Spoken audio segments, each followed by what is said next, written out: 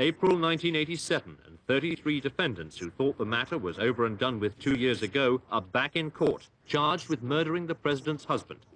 Benigno Aquino was shot dead at Manila airport in 1983. His military guard claimed Rolando Galamn, an alleged communist gunman, was the culprit. They themselves shot Galamn dead seconds later. In 1985, 26 people were acquitted of the murders. But last year, the Supreme Court said the original trial was rigged, overturned its verdicts, and ordered a retrial. The first witness called was Dr. Bienvenido Munoz. He carried out the autopsy on Aquino and told the court it was possible Aquino had been struck on the head before being shot.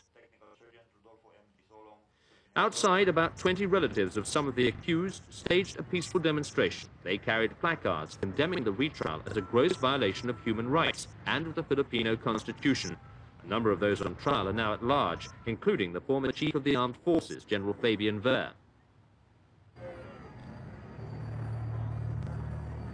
The military was on full alert following newspaper reports that troops still loyal to Marcos were about to launch a terror campaign.